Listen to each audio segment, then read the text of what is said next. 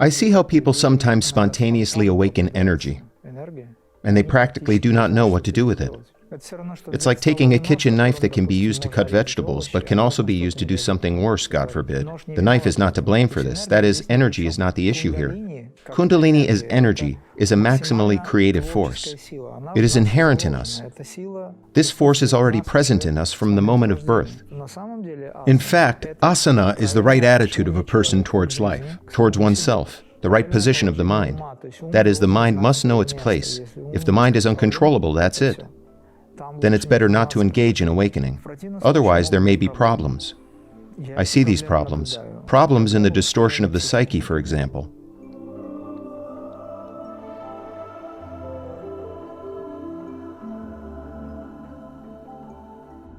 Kundalini. In general, the topic of Kundalini is very relevant today. I see how people sometimes spontaneously awaken energy, and they practically do not know what to do with it. Even those people who do not practice. Those who practice are somehow informed. I often see that centers for the pseudo-raising of Kundalini,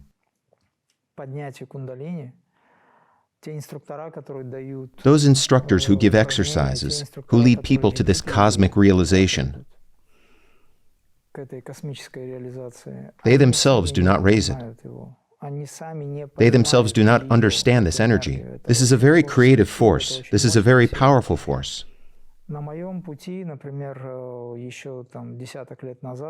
In my experience, for example, a decade ago, there were 5 or 6 cases. I have already told about this. When I had to pull people out of extreme states of experience, peak experiences of Kundalini, to the point that people behaved inadequately. Why does it happen this way? The gist is that Kundalini is energy. Energy is neutral. But this energy can be colored in a positive color or in a negative one. It's like taking a kitchen knife that can be used to cut vegetables, but can also be used to do something worse, God forbid. The knife is not to blame for this. That is, energy is not the issue here. The question is what the person was doing before this, what their thought pattern was. Why do they practice? What do they need yoga for? Why do they need these superpowers that everyone strives for? People do not understand that superpowers are a gift from above, in fact. And if they exist, it means that the person has already reached a certain stage easily enough. But now I am talking about serious superpowers, not about the ability to see or read information without the astral body of someone, as many psychics do, thinking they are clairvoyant. The question is about spiritual experience. So Kundalini as energy is a highly creative force. It is inherent in us. This force is present in us from the moment of birth. The only thing I can say is that this force awakens at one moment or another when there is a higher right to it. To not contradict myself, I have already said that there are people for whom this happens spontaneously. They do not even practice yoga. But this law from above takes effect. The fact is that these people practiced yoga at some point, perhaps not even in this incarnation. And so those people who practice yoga to raise Kundalini, this is a very complex, serious topic. In the end, of course, all yogic practices that we know are structured in such a way that Kundalini awakens. See, I just used the word, not raise, but awaken. The awakening of Kundalini is associated with very serious, powerful metaphysical processes, and this is connected to an enormous amount of energy, not only with the one that people think about. In order to do this, you need to approach it completely spiritually. Otherwise, there may be problems. I see these problems. Problems in the distortion of the psyche, for example. A person's mental state begins to go off the charts. Why do people have problems with Kundalini at all? Because they, first of all, do not have a physical body that is ready. Their ethereal astral channels are not ready, so to speak. Scientists are talking about this today. Thank God. Modern science now offers tools capable of detecting a person's subtle energetic structures, even the most refined ones, extending to the mental planes. Today, this is no longer some pseudo-mystical process. Science has simply advanced to the point where it can actually observe a person's astral body. And not only that. So at the level of self-development, the person must prepare their protein body, that is, physical body, etheric body, astral body, and most importantly, their mental body. When we talk about the people's mental bodies, we mean that these mental processes are located in the first, second, third centers.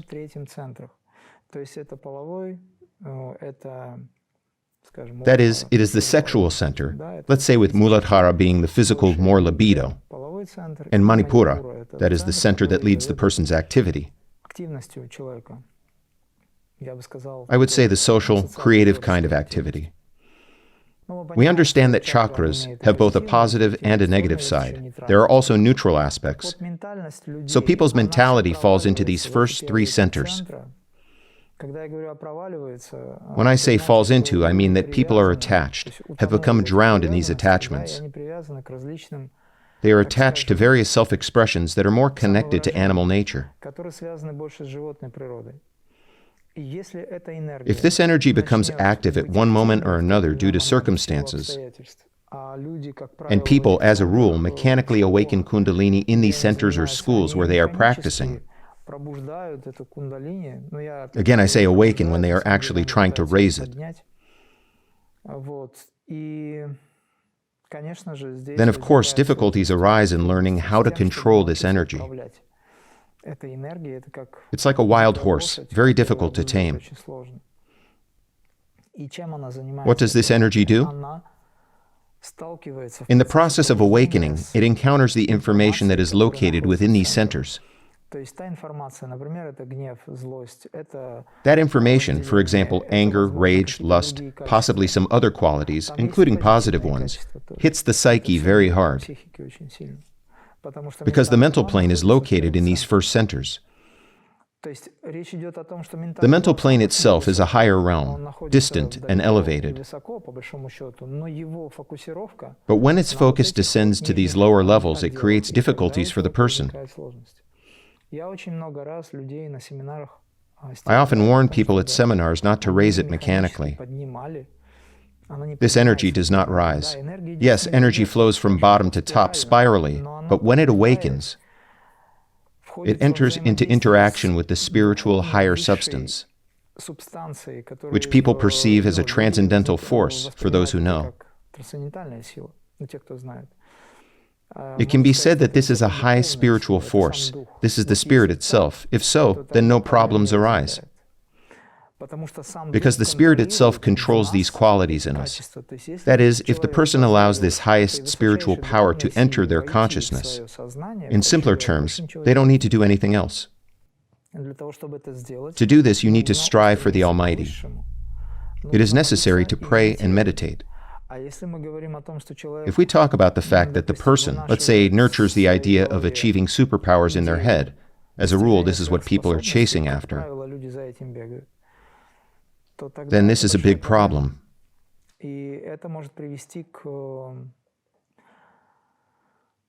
This can lead to madness, I would say. I have seen such people. It is possible to pull them out of this state, but it is very difficult. Even the Roriks in their time, and Blavatsky too in her time, wrote about powerful processes that change consciousness. They called it the awakening of Kundalini. They called it a powerful process, changing consciousness very strongly. But in order for a person to be highly spiritual, in a station of awakening of Kundalini, they must be able to control everything. They must have elevated qualities. These qualities are within us, so we awaken these qualities. Why does all yoga begin from the processes of yama and niyama? That is, it starts from a system of prohibition that leads the person to ruin, and talks about the right actions in life. This way, the person comes through to high moral, ethical values aspects, to morality, where they fix this moral with asanas, that is, the correct position, and that, which is called pranayama, breathwork, consciousness, and concentration management.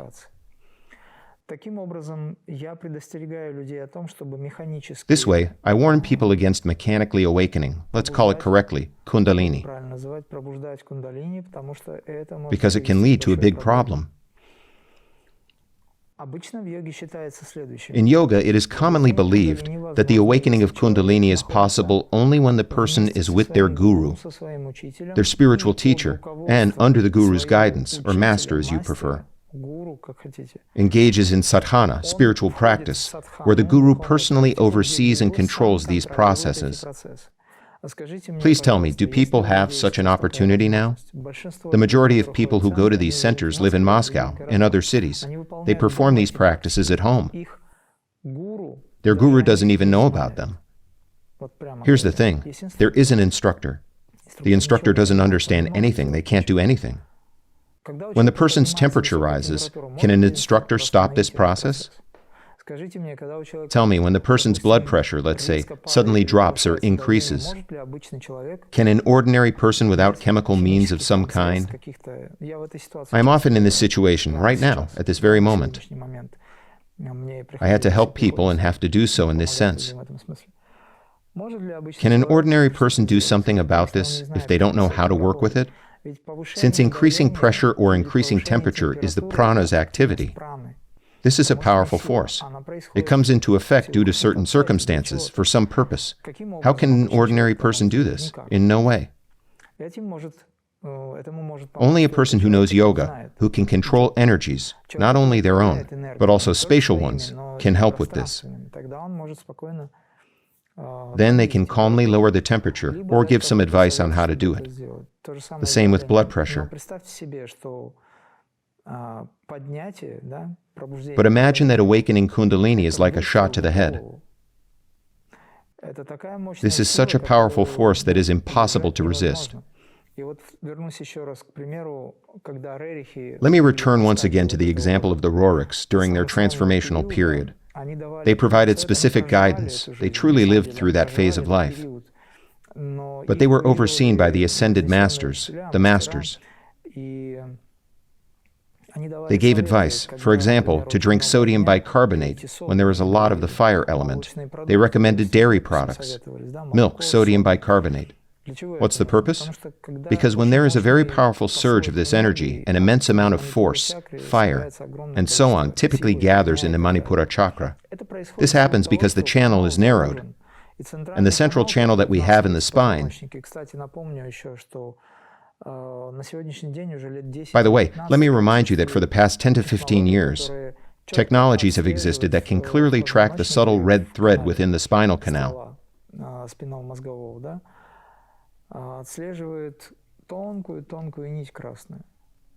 In yoga, this is called the Sushumna channel. Channel of the ascension of consciousness. Can you imagine how far science has come? It's very good that we don't have to think that this was all made up by someone. But these are actually existing things in science. Just like before, when it was considered that acupuncture was some kind of amateur, incomprehensible pseudo-medical branch, and now everyone actively uses it. Because there are reflexotherapy centers and points in the human body through which we can harmoniously influence and balance all these energies.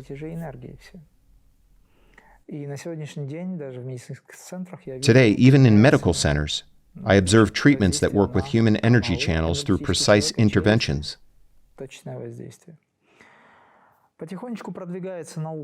Science is gradually advancing, but people who study yoga usually do not delve so deep, do not approach it professionally enough.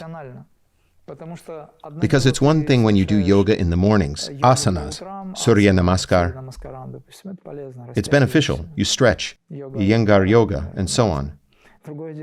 It's another thing entirely when you engage in a system that touches the most subtle processes of your consciousness, awakens psychic energy, astral forces. What to do with this? What to do with this if you have a technique that says, do it like this, and it will have that effect? But this method has no knowledge of how to do it, so that it doesn't bother you later. Because it's just high pressure. People often suffer burnout.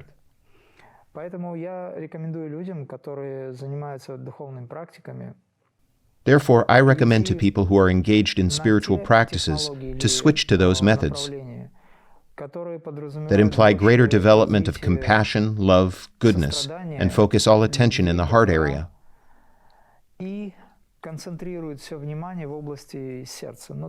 That is philanthropy.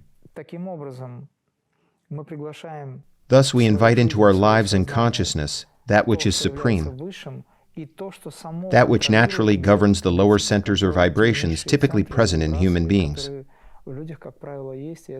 This is actually fine. I'm not saying that it's bad. I'm saying that it's okay. Why? Because this is our life. Every person wants to eat. Every person wants to sleep. Every person is afraid. Every person wants to be strong. Every person has creative abilities. Often these abilities are located in the lower centers. For example, most people who write music or paint work from here. This is Manipura. Despite the fact that it is considered not a high center, there are many things there. But it's another thing that this is not enough to raise Kundalini as people want it. All superpowers that people strive for awaken as progress in spiritual development. They are at the level of the mental plane. If the person's mental plane is pure, if their consciousness is pure, if their purity of intentions and thoughts is high, then superpowers will gradually awaken. This is a natural evolutionary process in terms of practice. I don't mean long evolution. I mean the practice of evolution. Evolution in the very development over this period. When we practice Kriya, we do not awaken superpowers. They arise as a side effect. People develop certain qualities that become unexpected for them at times. When a person suddenly starts feeling that they can sing, write poetry, it is all awakening. It is only because as we engage in spiritual development, striving for these superpowers as universal human values, cleansing our minds, we allow these channels to purify. When the channels become clean, the person awakens as super quality. And as a rule, these are creative abilities. We do not have the goal and tasks of achieving super qualities just for the sake of it. Totally. The question is in spirituality. Therefore, I recommend to those who are engaged in artificial Kundalini stimulation to stop doing it. Why? Because it will simply lead to insanity. If this energy becomes active, a person can perish as an individual. I talk about this openly. I remind once again, in order to take control of this energy, your consciousness must be high so that you can control the processes of the lower, second, and third centers at least. When the energy rises to the fourth center, this is the Anahata chakra, your heart must be freed from grievances. Because if this energy gets stuck in the heart of someone offended by life, it will tear him apart from within. This channel is narrowed. That is, there are negative programs. These programs are amplified hundreds of thousands of times. All programs that are in the centers are intensified. Therefore, all right, I will give a small example. I witnessed how one girl who had been practicing Kundalini yoga for 4 hours at a time, it turned out that she was with us in the group when we traveled around India. She began to have spontaneous, uncontrollable sexual releases. Moreover, she was actually suffering from this. She didn't know what to do with it. Her body was trembling. This is a peak. Can you recall what happens to a person when they are at the peak moment before a sneeze? Remember that moment when and then all at once this sneeze. Imagine that this girl was in this state all the time. I observed others, for example, when people start to seem like they are communicating with someone. That is, these are inadequate reactions. As a rule, such people used to end up in psychiatric clinics. Many people end up accidentally and not accidentally in various institutions, only because they have such spontaneous manifestations. Energy got stuck somewhere, did not go through the central channel, settled somewhere there in the petals, figuratively speaking, in the chakras, and has put pressure on this center. The channel has already narrowed. There's a blockage, figuratively speaking, and that's it. The person gets fixated on this information, and pulling them out of there is very difficult. Only a highly spiritual person can awaken consciousness in them and lift them higher, help them. But for this to happen, karma must work in such a way that the person finds themselves next to a spiritual teacher. Here is such a complex, very extensive topic. We, of course, cannot describe everything here. What can I say as a precaution? The very first thing is the purification of the heart, purification of the mind, purification of the body, proper nutrition, proper thinking, proper speaking. This is very important because I know that some people, some who seem to be engaged in spiritual practice, but when they speak, it would be better if they had remained silent. This indicates that their consciousness is at a certain level. They need to rise above this. Now, everything I say is not to condemn, just an indicator of our reality, our actuality. Therefore, it is very important here that our body is clean, our mind is clean, our energy channels are clean. If the person practices pranayama, if they practice proper asanas, let me remind you what an asana means to me. An asana is not just the position of the body in space. It is generally considered that this is the correct position. An asana is the correct position of the mind in the universe. Essentially, asana represents a person's correct attitude toward life and oneself, one's perfectly spiritual orientation. The right position of the mind, that is, the mind must know its place. If the mind is uncontrollable, that's it. Then it's better not to engage in awakening.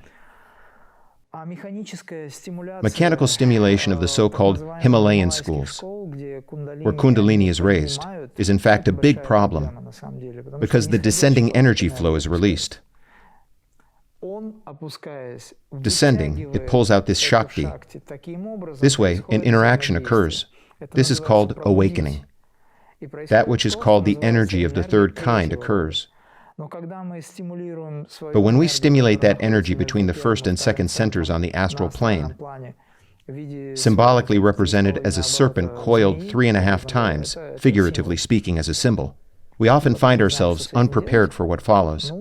Well, then this is, of course, egoism, which has led to a dead end. Often at best, it will not harm the heart, organs, and systems. As a rule, the adrenal glands burn, the heart burns, the stomach burns, and everything connected to it. This is a physical problem. In the worst case, it is a loss of identity, because the person can simply go insane from such a quantity of energy. Imagine, even when information is spontaneously thrown into the brain due to some circumstances, at best, and the person suddenly at some point, for example for 3 to 5 minutes, even for a few seconds, finds themselves in many realities. What does the brain need to understand for this? What does the brain need to understand in order not to burn out?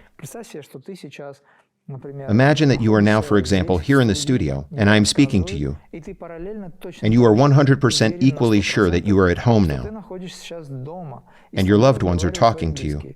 In the same way, you are in a completely different reality, which you do not recognize, and something is happening there too.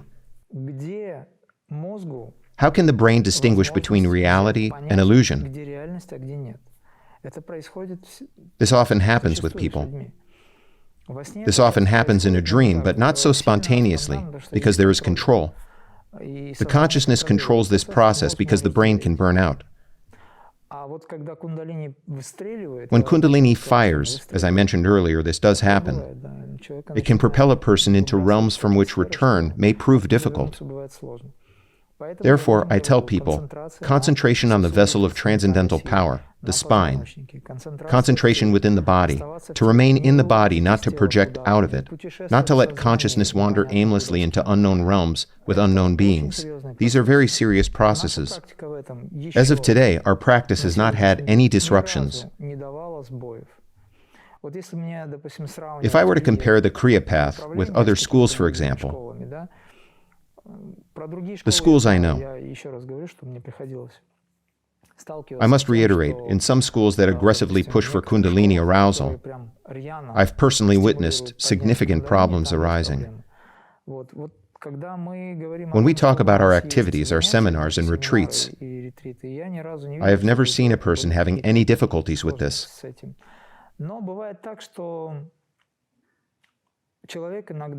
But sometimes it happens that a person predisposed to having mental disorders comes to our lessons and starts, of course, to immerse themselves in these processes. In order for their meditation to be successful, the subconscious brings to the surface all the images that, let's say, they are afraid of, and they start saying that something is happening to them. Of course, this process is called purification of consciousness and mind. Today in Europe and in Switzerland, there is an institution that treats such patients, a psychiatric department. They provide them with meditation techniques. These are well-known cases, not only in Switzerland, but also in America and in other countries. People who enter a state of altered consciousness, which can be called schizophrenia, are healed through meditation. This is official information. Therefore, meditation today, when presented correctly, under control, from a scientific point of view, uplifts people. Everything else, of course, is not scientific, and people can engage in and somehow achieve things at their own risk. There are good results, and there are not very good ones. So God willing, may everyone excel in this sense.